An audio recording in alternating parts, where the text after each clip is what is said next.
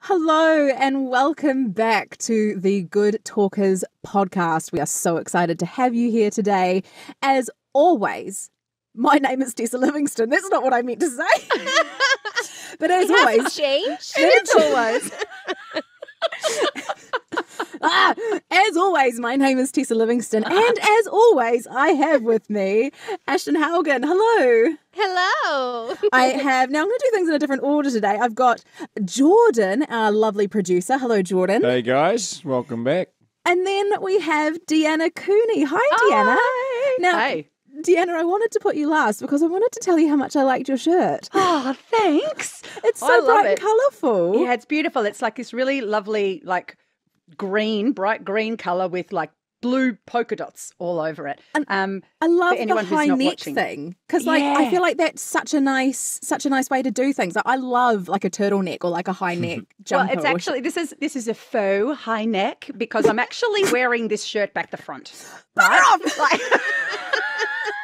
yeah. Like, hang on, I'll turn around so you can see the other side. See that bow at the back? That bow at the back is supposed to be at the front. But there's so much going on with this shirt, like just with the colour and the polka dots. And it's quite like a kind of a flowy, big, loose fabric. And it's like, it's really gorgeous. But the bow is just a bit too extra. Like, it's just too much for me, right?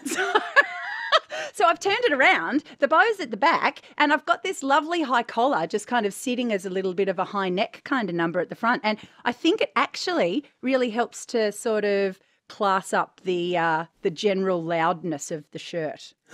My question is, on what occasions do you wear it the other way around? Well, to tell you the truth, this is the first time I've worn it. You guys are my premiere screening of this shirt. I've never worn it before, so I can't answer that question, Jordan. What a day to decide to be like, hey, Deanna, I like your shirt. I know, right? It's amazing. First time it's ever. I've had it in my cupboard for ages and ages and ages, actually. Really? Yeah, totally. And the last couple of years have been a bit difficult for me. I've had some health issues, and one of the things that happened as a result of me having those health issues is I realised that I was wearing a lot of black and grey, and it was really reflective of my general mental state, right? But I've just recently had some surgery to rectify the health issues, and I'm feeling on top of the world again. And now I'm digging through my wardrobe going, where's all that colourful shit that I haven't worn in ages? And I've found some clothes that I bought like 2 years ago and haven't put on yet, right? So the next, I don't know, however many weeks or months is going to be me trotting out a whole pile of really colourful stuff and going, hey, world, check out my colourful stuff. Yeah. It's going to be great. I'm really excited. I love it. I love it. You look like just like walking joy. Like you Great. are joy personified. It's great. It's how I I feel. love that. And I also, just to pick on it, I love that. I don't know if it's much of an American thing, but Kiwis and Australians saying the word trotting, I just think it's hilarious. Is that a word you would use? I don't think I've ever said that word ever in my whole life. We do. We trot around. And we I'm just trot going things to out. trot to the shops. It's, I'm gonna go out here after we film this, and I'm gonna be like telling my partner, "Oh, I'm just trotting around." You don't have to do it in a British accent. Oh, okay. no, you have to do it in a Kiwi one. I'm trotting. How would you say it, Deanna? You're trotting. Are you trotting? Yeah, Trotting. my T's become D's. I'm trotting Yeah, they around. do in that. Would you say the Trotting. G at the end, or you? Oh no, you do say the G. Trotting. Yeah. Yeah, but not trotting. I'm not saying trotting. I'm just saying trotting. Trotting. Yeah. Yeah. It's glottal stopped. I'm just waiting for it. I'm waiting for it. Where is it? What is glottal? You've said on Well, another episode I should have blown earlier. I'll explain it for you super quick. So where your vocal folds live inside your neck, if you take your fingers and put them in a V shape, twist them and focus them towards you like you're going to poke yourself in the eyes, drop them down to throat level, and then shove them in towards your throat. That's the way that your vocal I keep saying vocal cords wrong. Vocal cords. That's the way that they live inside your neck, back inside that way. The space between your fingers or your vocal folds is called your glottis. It's the glottic space. It's a space. Okay. And what a glottal stop is, the best one that I do for it is Cockney. So if I go to say water in Cockney, and I'd say it with a T, or I'd say it with a D, normally in my Kiwi accent, is that I'd say water, and I would put, and I get like a it's that sort of sound that stops everything. So I'd go water. I wouldn't say water or water in your Cockney accent. I'd go water. Like that. Have you got a better explanation than that, or is that pretty good, Deanna? No, that's good. It's basically, you also do a glottal stop when you're holding your breath, right? Yes. So really what it is it's a full closure of your vocal folds to stop air moving past your vocal folds, and then you open your vocal folds again to make the next sound. So there's two distinct sounds there, wa and and you can say wa right, without doing the glottal stop, and it just sounds like wa right? But with the glottal stop, you get a wa. And so, yeah, there's a block and a release of air. And so that kind of creates a sound of its own. Glottal stopping is really interesting because a lot of people do it a lot in their normal speech, and it can actually be a bit of an issue. And it creates a hard onset of sound release. And really what you want a lot of the time is an easy onset of sound. It's the difference between saying and right? So has a glottal kind of stop in it, and it's a hard onset. You're blocking the sound before you make the sound. So you're going and it comes out of you really hard. But if you put a little bit of a H or a H sound in front and you go ha, right, you can generate an easy onset. You don't do a glottal onset, a hard glottal onset of the sound. That's just a little bit of a sidebar about more glottal stuff. Additional to that other sidebar, if you're not quite sure if you'll get because we do hard onset, which is Arthur eats apples. We use that one in speech therapy all the time. Yes. Or a breathy onset. Arthur eats apples. I always tell people to pretend they're Marilyn Monroe. Sing, Happy Birthday, Mr. President. So good. Well, now that we've discussed that, thank you, Jordan, for pulling us aside. It's always greatly appreciated. Pleasure. Today, dear listeners, we are talking the good talk on a really important tool for the voiceover artist, and that is their demo. Having a demo reel. Now, for those of you who don't know what a demo is, or you don't have one, this is the couple minutes that you have recorded of yourself basically showing off what you can do. It's your calling card. It's your business card, essentially. And you can send it off to agents or clients and start picking up work that way. Now, I'm not too sure on this because I'm quite new in this game, but I'm sure my big guns will be able to help me on this. Big guns pointing at you two. But not our big guns. Still can't do it. I cannot make. That there's a bit of a feeling in the voiceover industry that basically says do not make your own demo. And I know, Deanna, when we were talking about when we were talking about that last time really briefly, you didn't agree with that. But I know from Ashton, from your perspective, when you and I have talked about it, the expectation in America or in LA is that you absolutely do not produce your own demo. So I thought what we could do is just to get everybody's experiences, let's go around and talk about really quickly, because I know that we can go for a long time on the most ridiculous things, about how our demos got made. Ashton, let's start off with you. I have basically two professional demos right now that I use professionally. One is my commercial demo, which I made first, and the other one is my animation or character demo, which I had made about a year ago. I made my first demo after I had taken a lot of classes, particularly at Real Voice LA. And that's actually where I ended up getting my commercial demo made, was through them right at the very beginning of the pandemic. So I was still able to go into the studio to record it, which was awesome. And yeah, they were wonderful, fantastic people. They charge a good amount, but it's what you get for what they charge is reasonable and, to me, personally worth it. They also gave me a lot of information just about, the business in general. So I just appreciate them all around. A couple years after that, I had wanted to make an animation demo, and so I started coaching with Kirsten Day. And she is an amazing vocal talent and actor, and she owns Sound On Studio with her husband, Steve. And so I started coaching with her, and she actually directed my animation demo. And Steve was the amazing audio engineer on it, and I absolutely love it. We came up with some great characters together, and she's just a joy to work with, and I just appreciate her so very much. But I did not make myself either one of my demos. I paid someone to professionally produce them, write them, coach me on them and direct them. Cool. That was actually going to be my question. I was going to get us to define produce, because produce doesn't mean that you just turned up and you did it. They wrote pieces for you, helped you pick characters and different sounds, and helped you collaborate the entire thing. So yours was fully produced by somebody, by collaboration with other people. Absolutely. Right. Yes. Right. Deanna, how about you? So I've done a few different things with demos, right?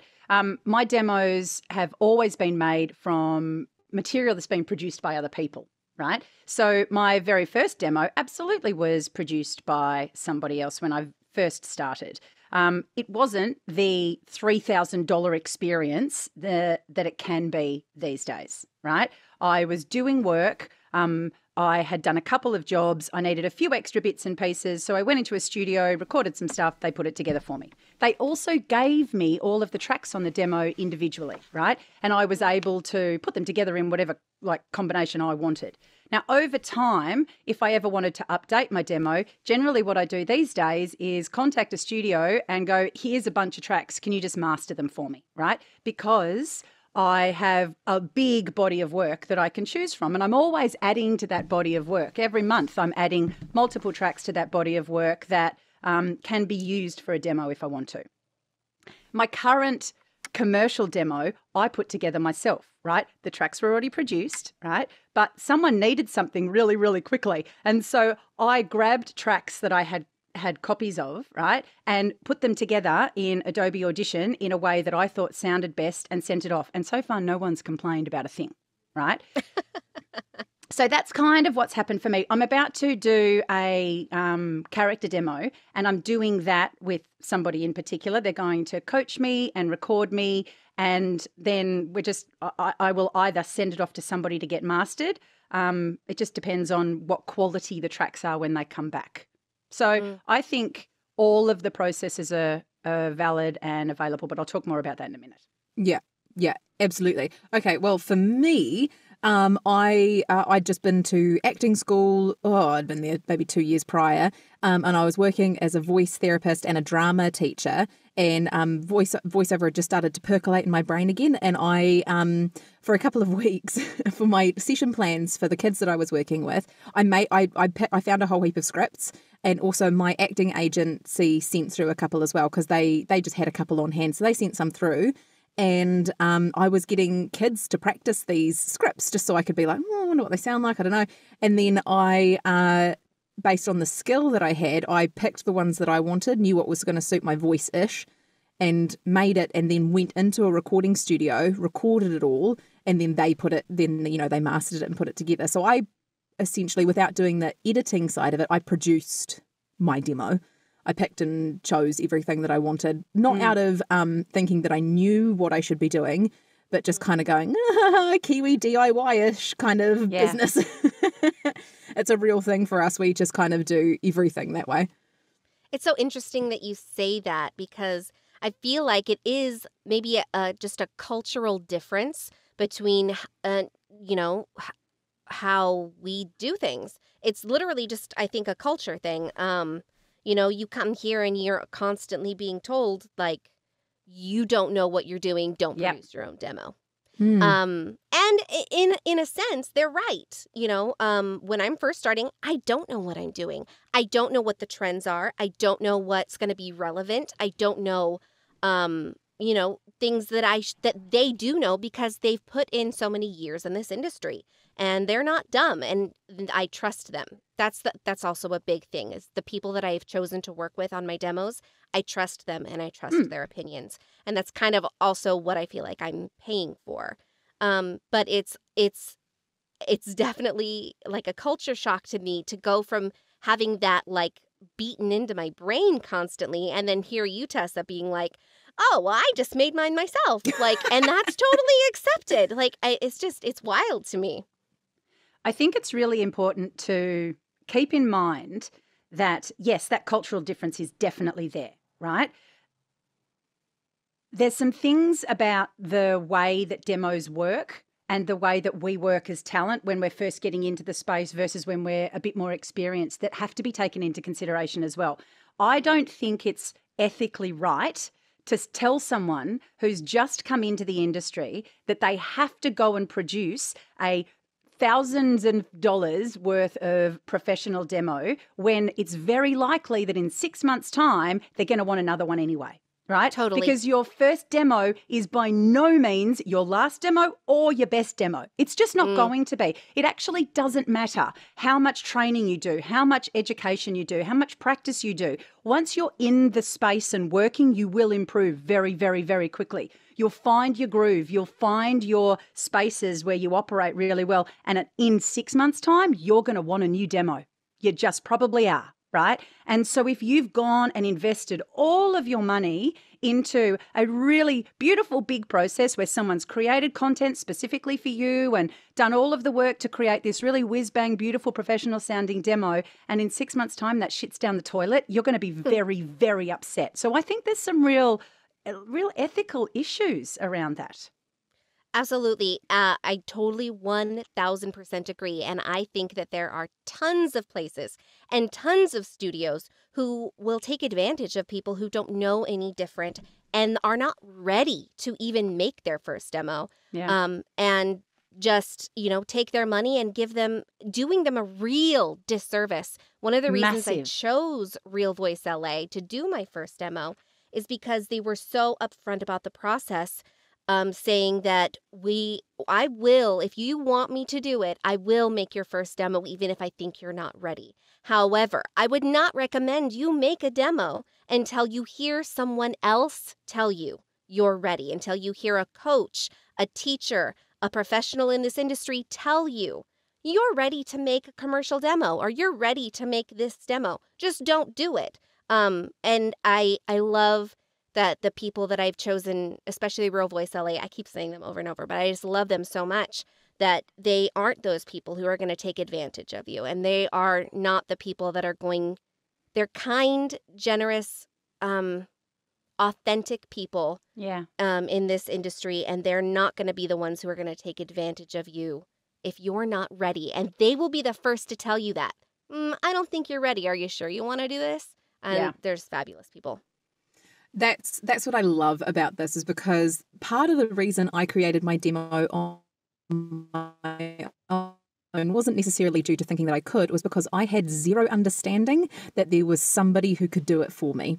I didn't know. I had no idea that there was somebody who could make this thing for me. I thought it was something that I had to do on my own to get noticed, kind of like, making your own acting reel or whatever it is. I genuinely thought that. So here's a fun question, and I don't know what the answer to this is, but because Ashton, you've talked about Real Voice LA, who I also adore. I've been doing classes with them, and they're just amazing. You're so right. They're authentic. They're kind. They're so sharing with their time. They're really wonderful people. How do we find those people in amongst those others who are willing to take your money and not do a good job? So you Go go. ahead, We've got Deanna. competition. We've got competition. I saw Ashton's hand go up first, Ashton. so I'm going to go for Ashton. It's a classroom here. We put our hands up. We work out who's going to talk next. It's just what happens. Go, Ashton. Otherwise, one person would talk the whole time. My answer is actually not that great, because I was just going to say I feel like it was by chance and by happenstance that I found Real Voice LA first before I found other places. And so I was lucky enough to get that knowledge about making your first demo and about being ready to make your first demo from them before other people had the chance to approach me, or before I got sucked into another place that may have taken advantage of me when I wasn't ready. So my answer is I don't know. Hey, go, Deanna. Okay. I have two things to keep in mind. The first is recommendations, right? Ask around. This is why having a network and a community is very fucking important, right? Like, ask around, talk to other people. Go and have a chat with a voice talent whose demo you really, really like, and say, who produced your demo for you? How long had you been in the business before you did it? What did it cost you? What were the people like who you worked with for that, right? So get recommendations, ask around any of the multitude of Facebook groups that you will find on voiceover work. you'll find recommendations in those spaces, right? So use those communities, get recommendations. The second thing is you've got to build your self-analysis skills. You absolutely have to. And what that means is recording yourself and then listening to how you sound compared to demos. There's a little bit of a trap here because a produced voice sounds very different to an unproduced voice. What you want to be looking for is, am I hitting the same kinds of beats and notes as what people are doing in professional demos and on telly and on the radio and that kind of thing? Am I matching tempo and pacing? Is the emotional content and the subtext, does that work?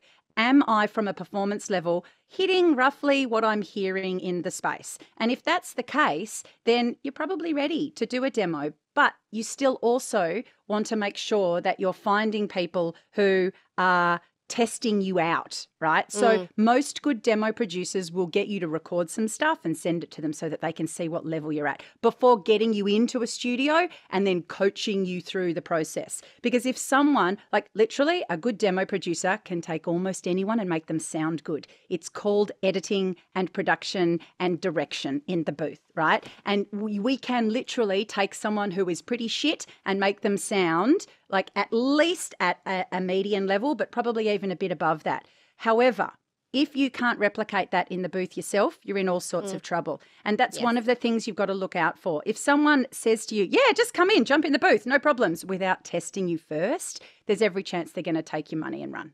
Yeah. Yes, and I've been listening to this fabulous book, an audio book, and I'm going to mispronounce his name. I just know I am. So David Corvoisier.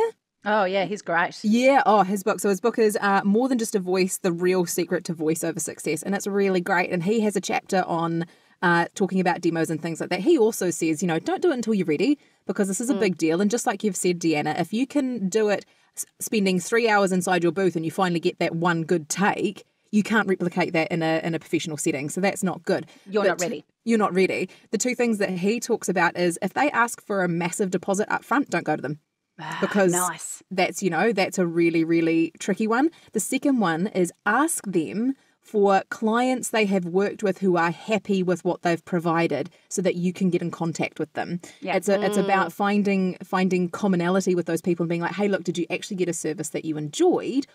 Or are these people just trying to rip you off? Because often what will happen is that they won't provide you with anybody. And if they can't, then that's a really big red flag to be like, don't go there. I 1000% agree. One of the things that made me feel very comfortable and made me know that I was ready to do my demos was that I received a massive amount of coaching before we even started for both of my demos. I received private coaching for each one of my demos. And I'm not just talking about like one session. I'm talking about multiple sessions that we did to prep for these demos because it is an investment. So I know that I wasn't just walking into something and then be like, they're shoving some copy at me and saying, do it. And then hopefully something comes out good. I know that they were confident that I was ready. And I also was very confident that I was ready. And I think it shows in the product. I love my demos. I think they turned out fantastic. And I wouldn't choose anybody else to do them again if I had to do it over. And I think the same for mine. I'm really happy with how mine turned out. And sometimes, and when I think about it from a really logical standpoint, I didn't come into this cold. I had a lot of experience with acting and teaching kids acting.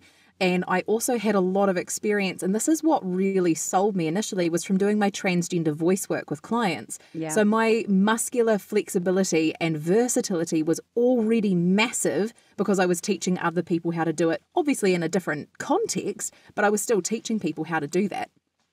Right. I think it's better to say that probably, Tessa, you're the exception and not the rule. I feel like a lot of people who come into this,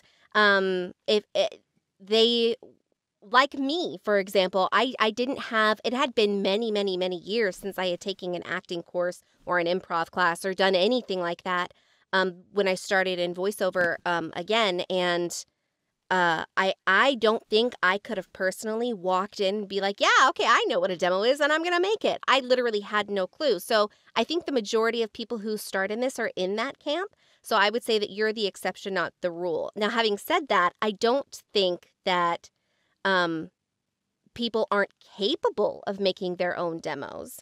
I think people are capable of making their own demos, just like you did. But it's a really personal choice, and I feel like you just have to choose which one is best for you. I don't know if one's better than the other, but I feel like one might be better for you than the other. Yeah, totally. And look, here's something that I want to add into this whole concept, and that is that you get the work that your demo represents and sounds like. All right. So what that means is actually if you're very early career and what you're doing at the moment is just like you're happy to be in a space where you're working in a lower budget environment and you're doing $20 jobs or whatever, and you're just trying to pump them through to get some experience and get some exposure and build your skill set, make your own demo, right? And get a demo out there as quickly as possible, right? And make sure that you've got something that replicates what you can do right at this very moment. If that's your first demo, fantastic. You're probably going to change it again in 2 months, right? Who knows how long it'll be before you do another one. But in your very, very early career, if what you're doing is chasing freelance work, if you're not yet chasing representation and big end advertising work and big end like narration and stuff, right? If what you're doing is you're at that kind of real entry level stage, there's absolutely nothing wrong. And in fact, I think it's actually very vital that you make up your own little demo, okay? For starters, it'll teach you a bunch of stuff about recording, about mic technique, about editing out breaths and like lining things up nicely. It'll teach you so much about your craft. I can't even begin to tell you how valuable that is, right? So start producing things right from the fucking get-go, okay? You'll learn heaps of shit. You'll also have something that you can show people straight away because you can't get voiceover work without showing people what you can do. You just can't. And it doesn't matter what level of the voiceover industry that you're trying to insert yourself into, you're going to need a demo. You're going to need to showcase what you're capable of, right? So in that particular circumstance, don't go and pay someone heaps of money to put something together. Do it yourself, right? Right. And I think that's the difference between when you're starting out making samples and making a professional demo. Yeah. If you are a voiceover actor, like you said, you have to have a product to sell. That product to sell is going to be those samples. Those anybody can and should be making and put them out there. I make my samples very specific. You can make literally as many as you want. Yeah. And put them in all different kinds of places online. Things that you can showcase people. I literally have different folders like right on my desktop of my computer. Here's this type of samples. Here's this type of samples. Here's that type of samples. That sometimes I send in addition to my demos because they're more specific to the job that I'm applying for. So everybody can and should be making those. And Deanna, you're totally right that when you make those, you do learn so much. I feel like if I hadn't made all of these samples that I did when I very first started out for all of these freelancing sites that I was doing, I wouldn't have nearly as much information as I have now about editing myself and recording myself and the space that I'm working in and how I changed that and altered that to fit my specific voice. You know, the other thing about that is you're doing it in a low-risk environment. You're learning in a low-risk environment. If you're only testing out your abilities and your knowledge of recording yourself and your mic technique and all that kind of stuff, if you're only testing that stuff out in high-risk environments, you're going to be really stressed and you're not going to learn as much. We don't learn anywhere near as much when we're in a stressed state, right? We have to be in a low stress state to be able to take on and absorb information. So making your own samples is a perfect way to do that. So fantastic. So good. I love all the information that's coming out of here because a lot of this stuff was stuff that I didn't have any idea about when I started making mine. So it's so interesting to hear it kind of in the backwards order. So for those people who do not have demos and are looking to start going, hey, look, what do you think what I could do? What would be a recommendation to those people to start doing? Take classes. Take classes, take classes, take classes. And when you think you're done taking classes, take more classes. Take as many classes as you have time and money for. I feel like it's the best way that you're going to get live feedback from people who are actually professionals in this business about what you can and cannot do. And I would even go further and say, take classes at the places that maybe also produce demos so that those people that you're maybe thinking about hiring to produce your demo, if you want to go that route, start to get to know you and get to know what you're capable of and the things that you can do with your voice, the places that you specifically shine as a voice talent, so that they can start to just maybe have their wheels turning about when that time comes and you're ready and they're ready to help you. They can make the best demo for you at that moment. I think part of that as well, and you touched on it really briefly, is to start going, okay, yeah, I want to start looking into voiceover. I want to start getting a demo together. This is not something that I thought about because, again, didn't know it existed, but didn't know anything existed. That you actually start researching what voiceover is and what genre you think you're going to fit into. Because I got my commercial demo done because that's what I knew was possible. I was like, okay, commercial demo. I hear ads on the radio, commercial, great. And then I started looking around and I was like, oh my God, people have animation demos. They have character voice. What the fuck? I was amazed. I was utterly amazed. And I was on a Real Voice LA class the other day. Oh, we're just going to slam these guys. I love them so much. Like advertising for Real Voice LA. We should talk about some Australian and New Zealand people as well, right? We really should. Hashtag not sponsored. Like, by Not the way. sponsored. Not sponsored. Hashtag could be if you want though, Real Voice LA. Wink, wink. Because we like you that much. Matthew Rudd was talking about it the other day and he was going, don't start doing it until you're ready for one, but like play in those areas for a little bit before you even start considering. And something interesting that he said, because I obviously consume commercials all the time. They're in television ads, radio ads, they're everywhere. He's like, if you want to work in animation, you want to work in character voices, start watching cartoons. Yes. Start getting in that space. And these are just things that I hadn't considered. So I guess Same with gaming, right? Yeah. So totally. Words today. My advice to that would be, if you're interested in getting your demos going, start consuming the content where these things are.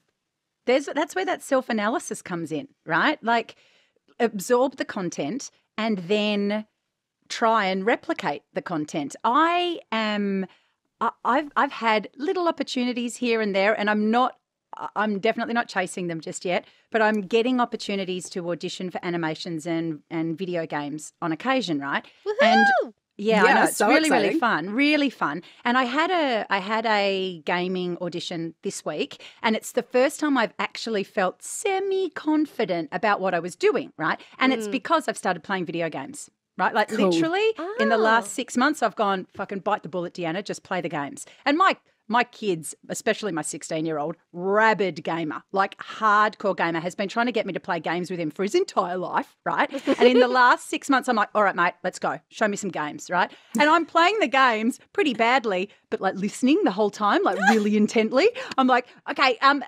Mason, my kid, he's like, Mum, skip through the freaking like storytelling. I'm like, no, that's what I'm here for, right? Right. Like that is what I am here for. I'm here for the storytelling, the voices, the way that the voiceover is being utilized, like what people are doing, what they're doing with their voice to generate that, like how big is the delivery, how natural is the delivery, what's going on there.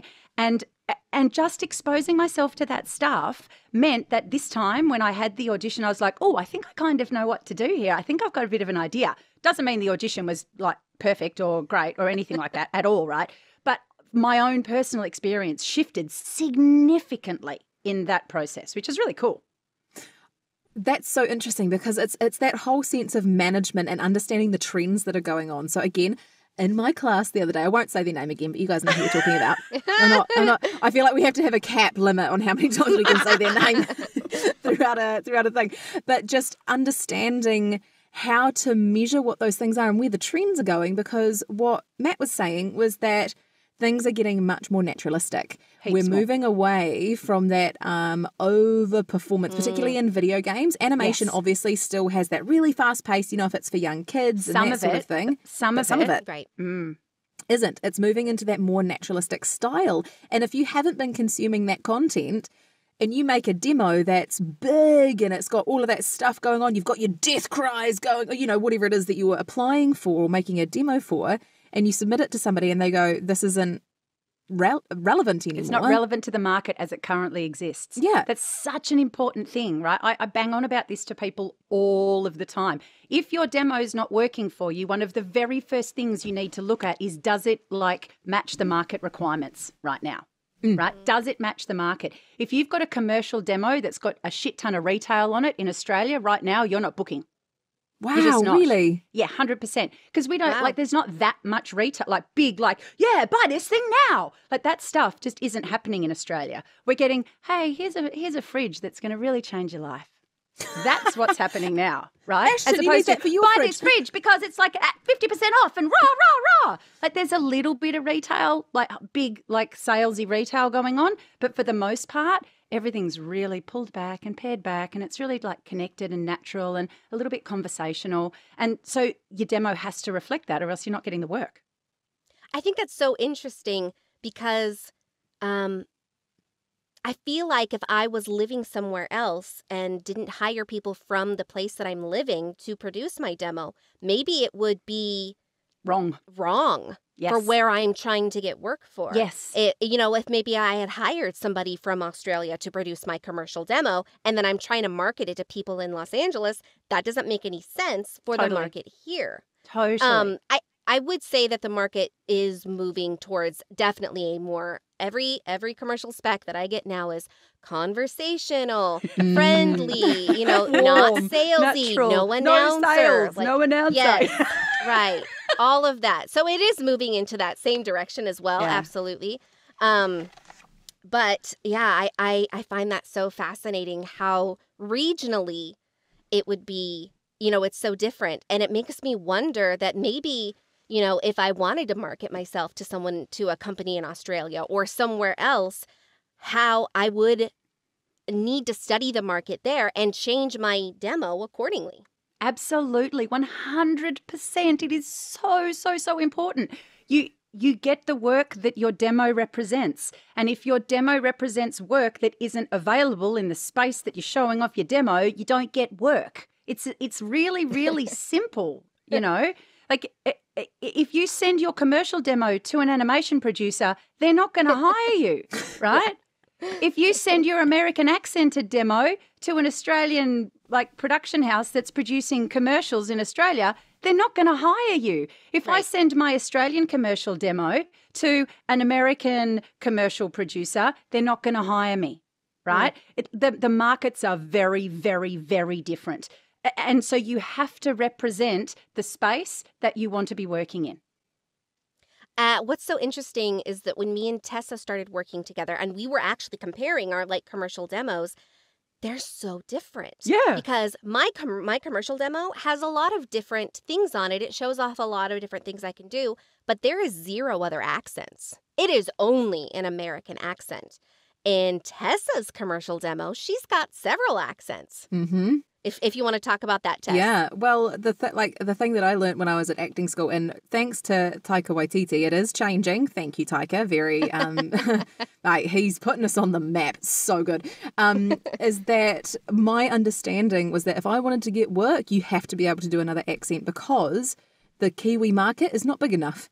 It's not big enough to support everybody who wants to be an actor or a voiceover or any of that sort of stuff. So I remember being told frequently, you have to have a general American, a general British, and if you can, a general Australian under your belt. You just have to have them. So I was like, put them in my demo.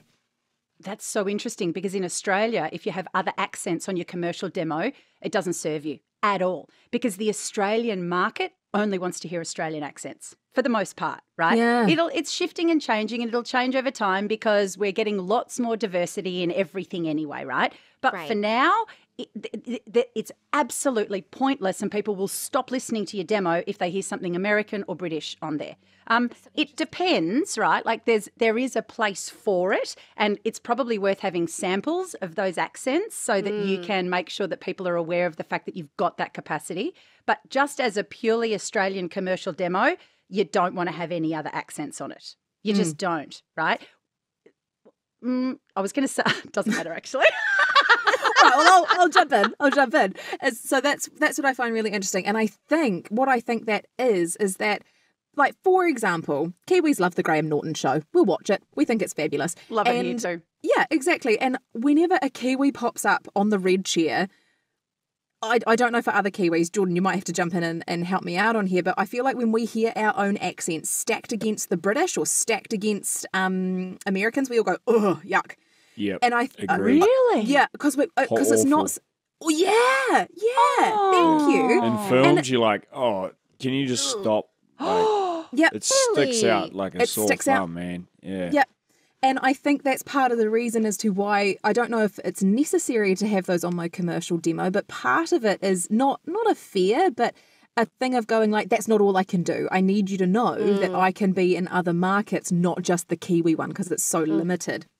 I reckon that's going to change because I can remember 5 years ago feeling that way about the Australian accent, thinking it stood out like an absolute sore thumb and that it was really gross next to everything else. But I don't feel that way about the Australian accent in film and television anymore. Now, when I hear the Australian accent inside of an American production or an international production, I'm like, yeah, there we are, fucking sick. This is awesome. Yeah, right? So that's I think happen that'll for me. change. Yeah. What I think is also interesting is that I mentioned that in my commercial demo, I have no other accent but American. However, in my character demo, Yes. I do have other accents. I have a British accent and I have a Southern American accent. You know, when y'all talk like this, I have one of those on my demo because those are two accents I feel very comfortable in and that I can do well and that also are very marketable for a character or an animation space here in the US. Same everywhere, right?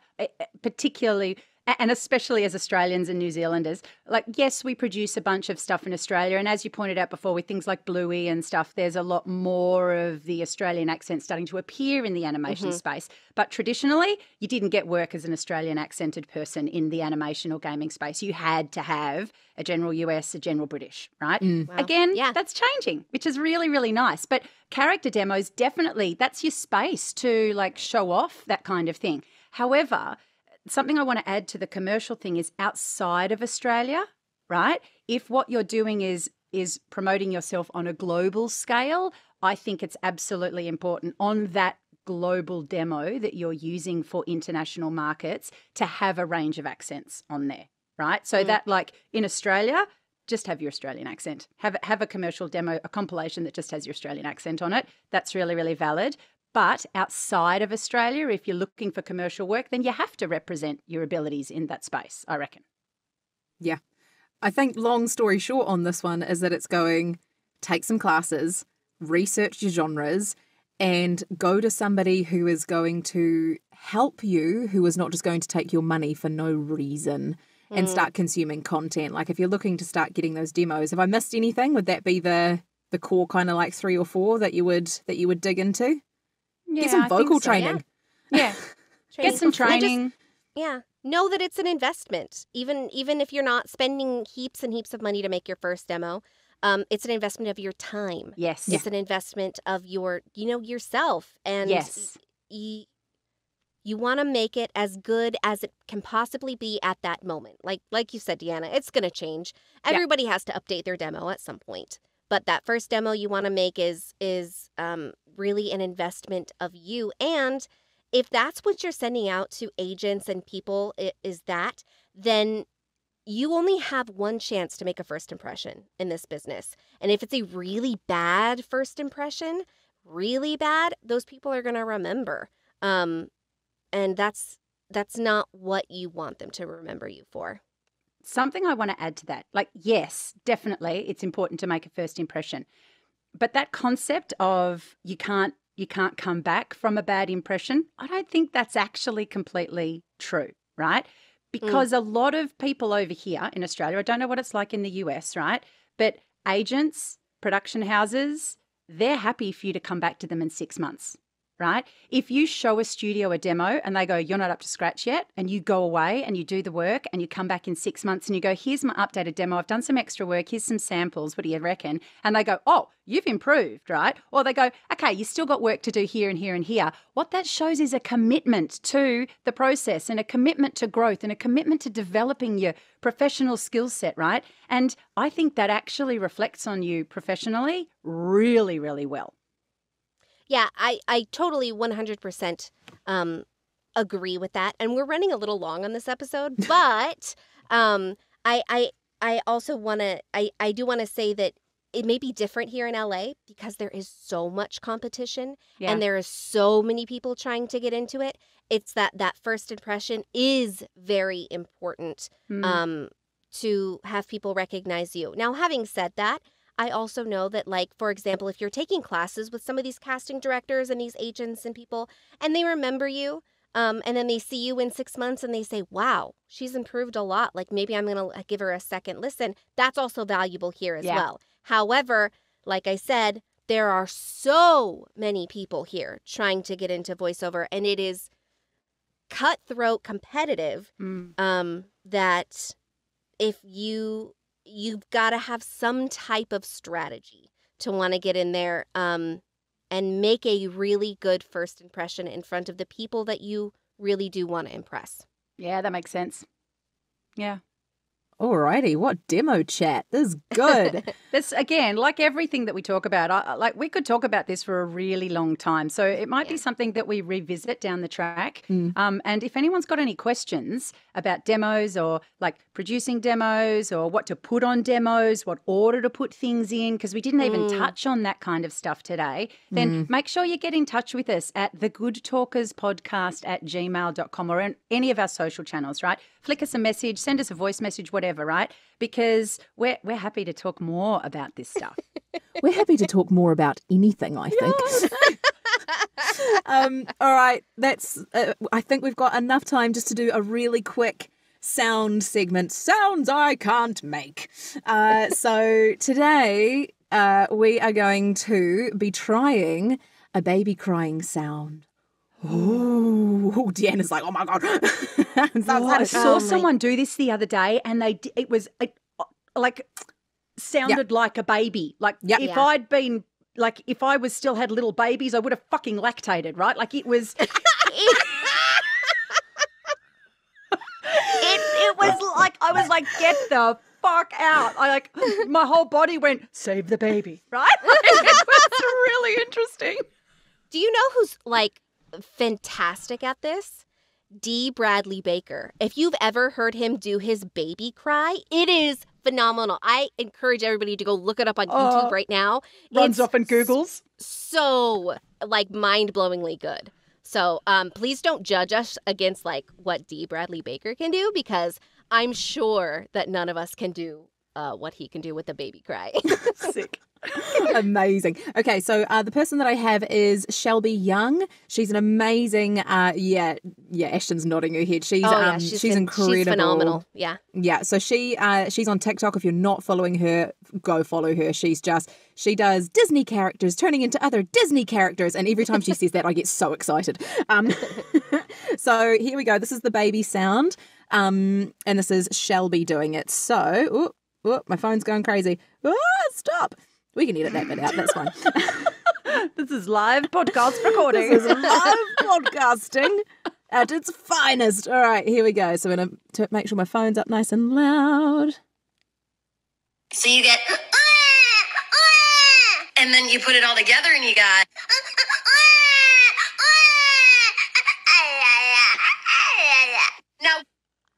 This is the baby sound. Gosh. It's good. This is really the baby good. sound. So do we want to do like a quick little breakdown of it first, or do we just like whack into it and see how it goes? Or maybe we should all have a go, then do a breakdown, then have another go. Cool. Who's volunteering as tribute? I'll go. I don't mind. Cool.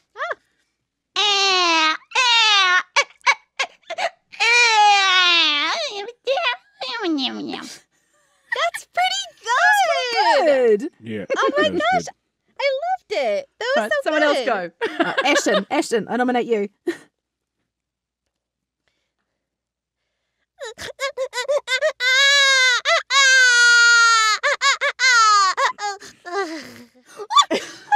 The little snort at the start was delightful. That was so fantastic. All right. I feel like I need to take one of my headphones off so I can like manage what I'm doing. I don't know what the choking sound is at the end. Dying baby. The baby's dying. Go on, Jordan. I'm definitely not trying this. Oh, come on, no, you have I'm to. definitely it not doesn't matter trying if Jordan, the name of the segment is Sounds I Can't Make, right? So, like, it's fine. Just do it. Oh, I don't on. think I can break it Look, all down like we'll you give you a guys little- do. Just have a go. Okay. Really nasal and a big tongue. Nasal and a big tongue. Nasal and a big tongue. There we go. That's Cool. Something I just noticed straight away, one of the big differences between what the three of us did and what Jordan did was Jordan used his vocal folds, right? He did like a whole bunch of vocal fold, like kind of closure and management and muscular control around his vocal folds. And it was really driven from his throat. And the three of us did a lot more nasality based kind of stuff. And we used our resonators more than we used our vocal folds. Yeah. I think what I saw as well is that I saw a lot of laryngeal raising. So, Jordan, you don't have to blow your thing. I'm going to do it for you. Larynx is a fancy word or the anatomical word for voice box. So when I say raising, it means that we've physically raised it in the neck to shorten the throat and get a different type of sound coming out. So when I did that, I immediately pulled my larynx up into the back of my neck a little bit higher so I could go, Oh, yeah. because if I've got it down low, I get a low frequency, right? Yeah. And I need a high frequency, and shortening your pharyngeal space or your throat space is going to help you get higher frequencies. That's the fat tongue, isn't it? Because if we make our tongue fat and tall, that automatically lifts our larynx because your larynx is joined to your tongue. Yes. So if you lift your tongue, you also lift your larynx. And if we think about the physiological shape of a baby's mouth, all they are designed to do is to suckle and to get milk back. Like that's all they're doing. So their tongues inside their mouths are huge. So that's what you want to start replicating, is that you want to get that tongue up. All you're really doing is kind of moving your tongue up and down to help produce that kind of wiggle sort of shape. Right. So we've got laryngeal raising and tongue fattening, right? And heightening, yep. And heightening. And what else are we doing there? We've definitely got that nasality going on. And we have when Shelby does it, because that's just like the end of her video, she does like a little tutorial on as well, is that she talks about an in breath so that you get that squeakiness. I can't quite do it, I don't think, but it's like so that you get that squeak, because they don't have full control over that yet either as infants. So, or maybe I don't know about that, but it's sometimes you just Don't say quote me on something and you're like, oh shit, that might not be true. Every day. I make up shit every day. So that's what we're up to. We've got that heightened larynx, heightened tongue, thick tongue, and the tongue is doing a lot of, we're going from it's an R sound that we're just moving around with the tongue as well, and that heightened nasality. Okay, cool. Plus the in-breath. Plus to the get the in-breath, squeak. to get the squeak. Plus a little in-breath to get the squeak. All right, cool. Shall we have another go? Yeah. Jordan, do you want to have a try with like a bit of that information in there and just see if it makes any difference to you? It might not, right? But just see if it does. Okay. Fat tongue Yeah. and a high larynx, and use my nasal. Yeah. And in breathe in. Yeah. Oh, man, this is going to be hard. You got it. You got it. No, I definitely do not have it. Take out the breathe in one. Take out the breathe in one. Just focus on the tongue in your nose. Okay. Yeah. Oh, God. This is You got this. You got this.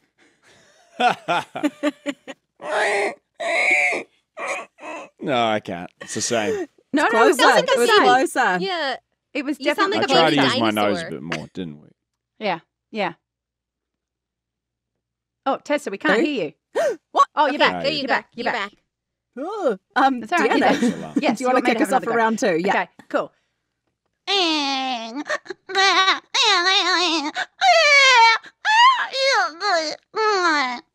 That is the sound of a hungry baby. I feel like I could identify what that was. You were going for hungry. We haven't been putting in the acting thing in this. Where's the acting? That was acting. That was. There was a hungry baby inside that. Oh, cool. Amazing. Wow. Amazing. Oh, this is fun. All This right, is one we Ashton. can make. We've done quite good I on can this. make this I know. Ashton, hit us up. Let's go. Okay.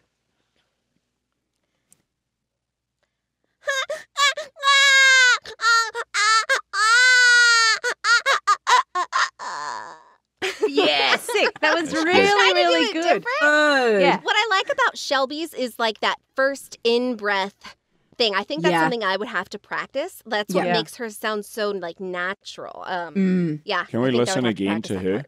Yeah, of course we can listen Oh, yeah, again. that's a good I'm idea. let's recompare. All right, here we go. So you get, and then you put it all together and you got.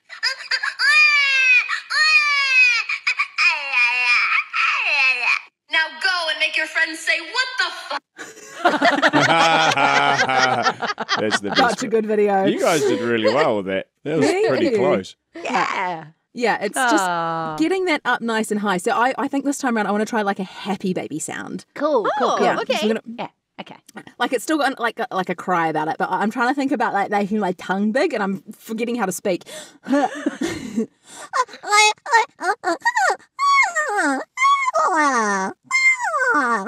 Oh, that was so cute.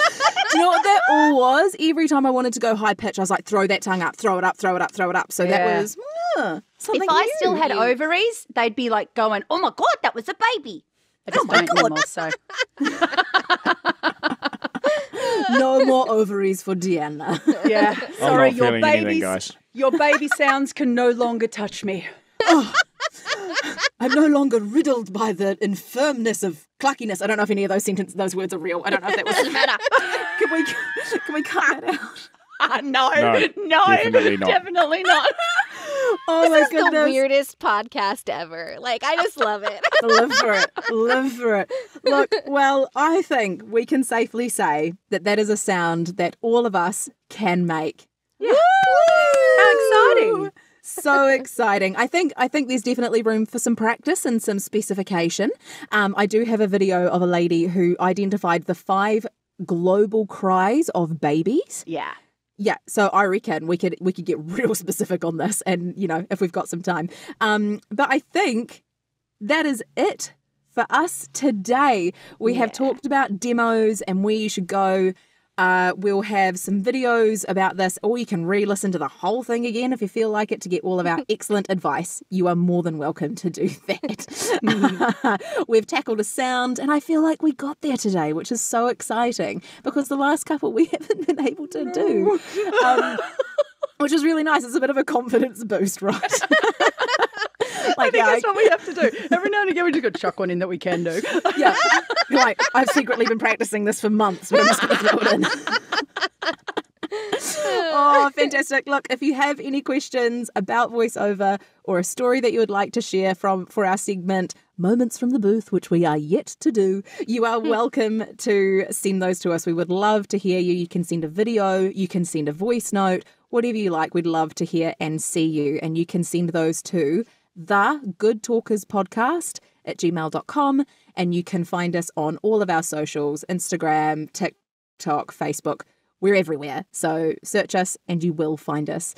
That is it from us today. Thank you so much. It has been such a joy to have you with us, and see you later. See you later, folks. Bye. See you guys. Catch you next Bye. time.